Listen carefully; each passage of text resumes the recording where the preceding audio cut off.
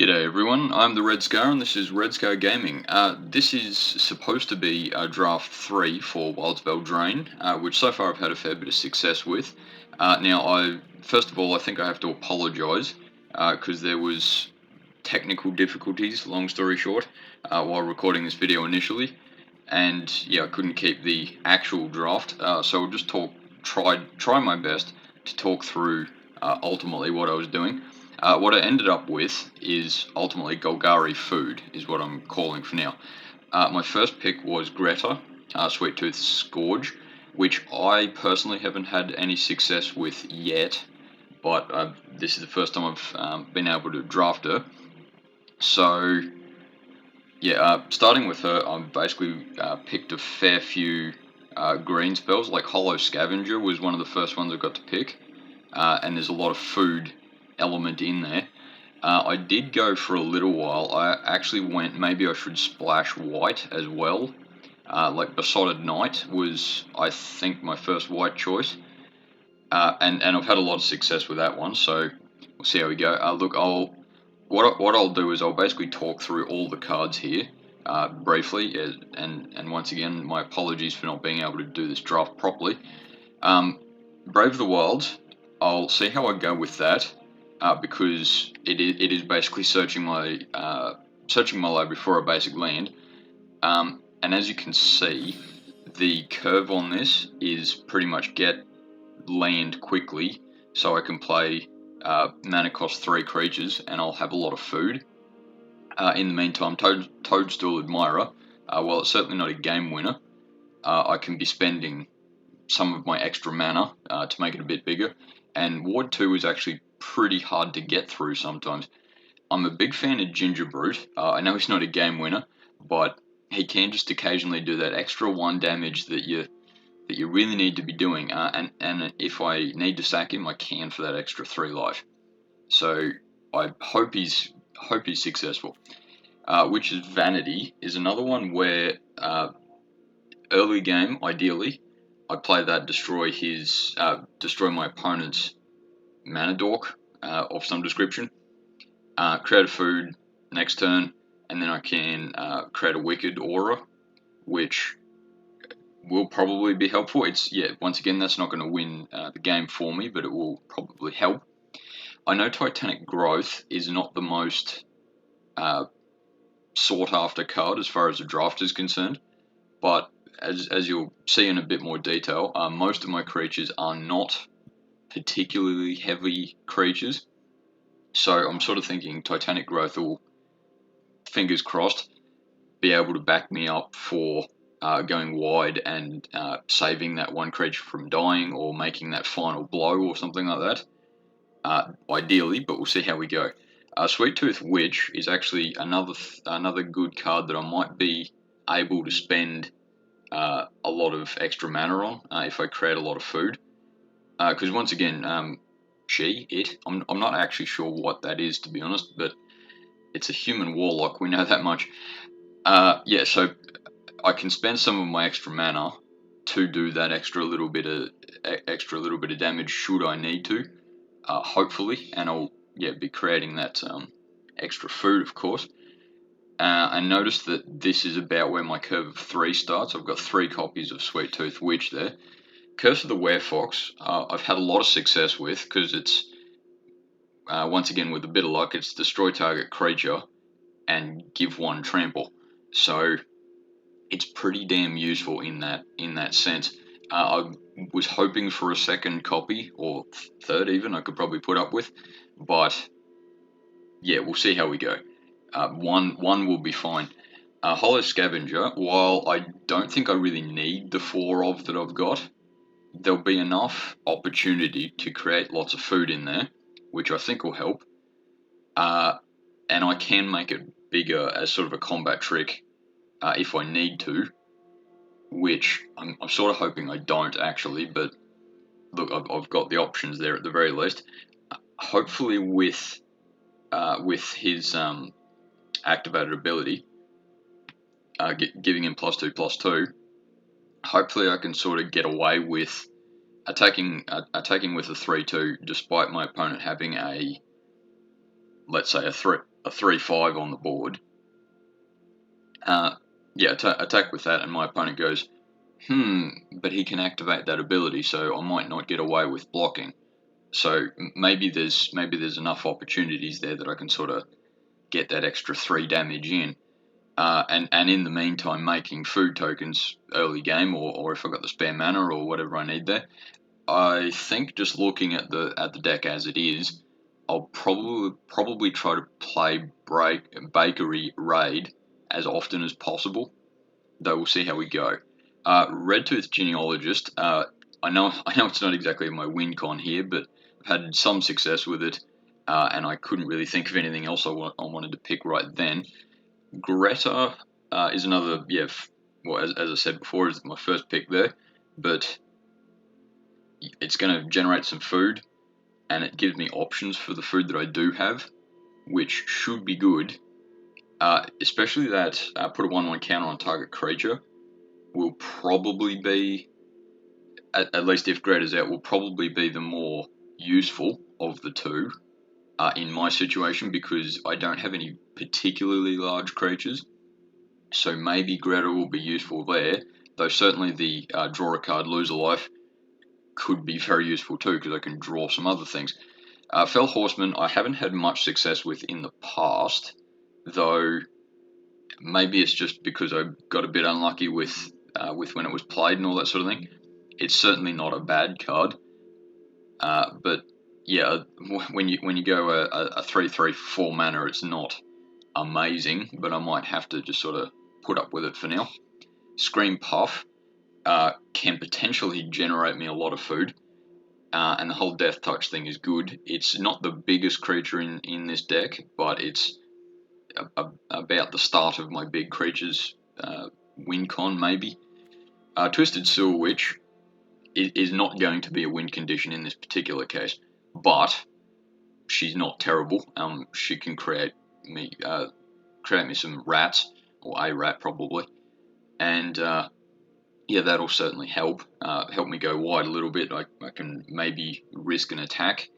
Beanstalk Worm, I've had a lot of success with that one because you can play it ideally turn 2, get some more land out, and even if you don't have any extra land when you draw it, you can play a 5/4 reach creature, which at least in a draft is good.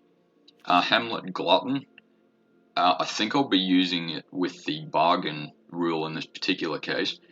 While I don't think I'll need the ETB gain 3 life part of it, it's certainly useful. I think it's more the 6/6 trample aspect is going to be particularly useful. And as you can see here, 7 swamps, 8 forests. That's just automatically how it goes, and I'm certainly happy with it. Though actually, just let me think one more moment. I am happy with that. I know Evolving Wilds is not the most popular card in drafts, but I'm personally a fan of it just because you can depend on having both colours. Then I was also partly getting that when I was considering going white, which you'll notice there I've got a few picks. Particularly Shrouded Shepherd was sort of one of my picks for a little while, but yeah, I'll go through all these momentarily. Armory Mice, I've never been a huge fan of anyway, especially with Celebration. Plunge into Winter has been very good, but I don't think it's worth, in this particular case, going white just to get that. Shrouded Shepherd was actually basically the reason that I wanted to go white, because it's white black, destroy target small creature, and make one of yours bigger. But yeah, I ended up dropping white in total. Stroke of Midnight, I know that some people are not particularly happy with it, but I'm like, I know it's not a win con, but geez, it can help. Besotted Knight is sort of one of the must draft cards, which is sort of why I was thinking going white. And in a similar fashion, I was thinking of going blue there for a little while. Quick Study is certainly one of the more successful cards as far as blue is concerned, and would be a great way for me to spend that extra mana that I might have floating around. Bloomer's Gatekeeper in a similar fashion, because I probably need some larger creatures. I was figured going with that. In fact, look, the more I think about it a little bit, maybe I should just go blue anyway. In which case I'd drop, say, Hamlet Glutton and Scream Puff for the 2 Gatekeepers, and drop, let's even think, Red Tooth Genealogist for quick study. Maybe that's what I should be doing. Because yeah, I know it's only splashing blue, but it might just be a way to do it. I'll think about it while I keep talking. Vampiric Rites is, yeah, look, I haven't had any success with it in a draft so far. I'm sure there's situations that it would be good, but I just, didn't get the cards I would need for it, I think. Kindled Heroism is chaff as far as I'm concerned at the moment.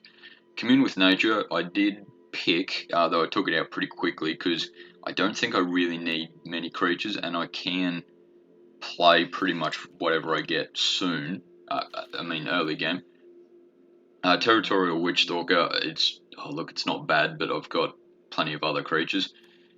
Tempest Heart, especially while I was thinking about blue, which I'm still thinking, I suppose, but the ability to splash blue could help, but I haven't been a huge fan of its, whenever you cast a spell with mana value 5 or greater, put a 1/1 counter on it.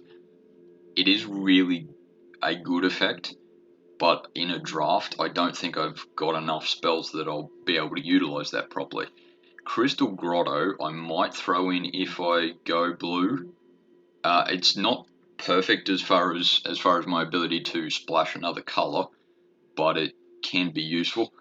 And Eric's Tempting Apple is, look, essentially a food. I mean, it's called a food, but it's not quite the food I would be looking for.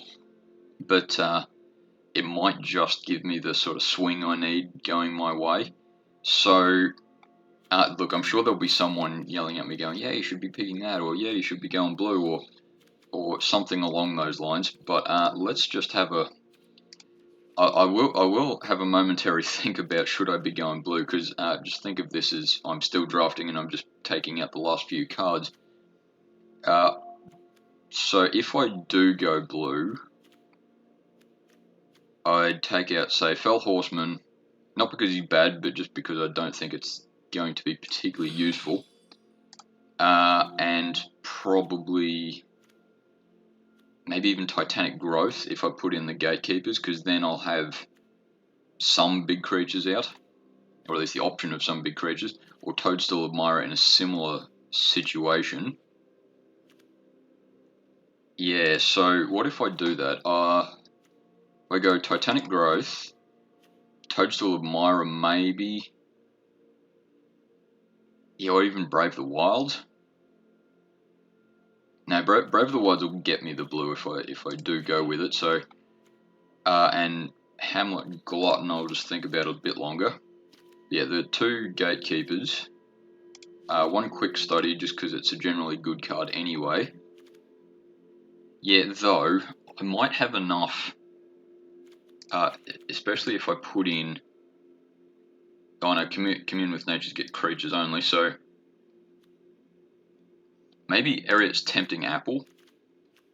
Just the 1 copy, because it is, like, when it does enter the battlefield, I gain control of an opponent's creature, which might just be sort of the swing that I need to destroy target player. And I can still sack it. Let me just check. Can still sack it for like the likes of Greta's ability. So I might just go with that. I'm thinking, is there something I should maybe do? Because Twisted Sewer Witch is helping me go wide. What have I got? Spell ratio and stuff. I might actually drop the Sewer Witch for the other apple.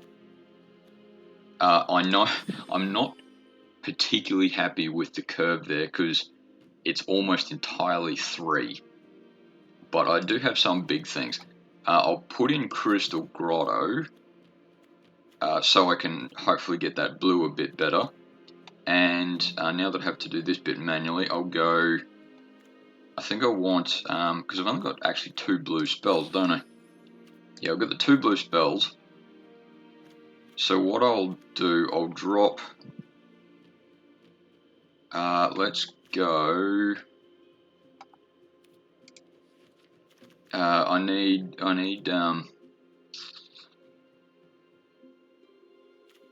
what do I need? I might go 3 blue.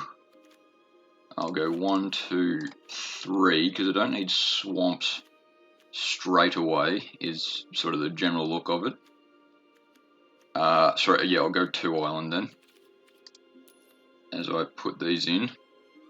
1, 2. So I suppose we've got to change it to salty food then, if that's the case. Okay, so yeah, that's me splashing blue then. Because, yeah, I have had a fair bit of success with Ballooner's Gatekeeper in the past. Should I even go a 3rd island? Nah, look, I'll stick with 2, because Ballooner's Gatekeeper, I'll be happy with just playing as a big creature. And with Evolving Wilds, Brave the Wilds, that sort of thing, I think I can get island pretty soon, should I need it. But yeah, that's Saltai food, okay. And yeah, once again, sorry about the not being able to actually draft this properly, but yeah, technical errors. Yeah, thank you very much for watching, and we'll see how we go with Wilds of Eldraine Draft 3.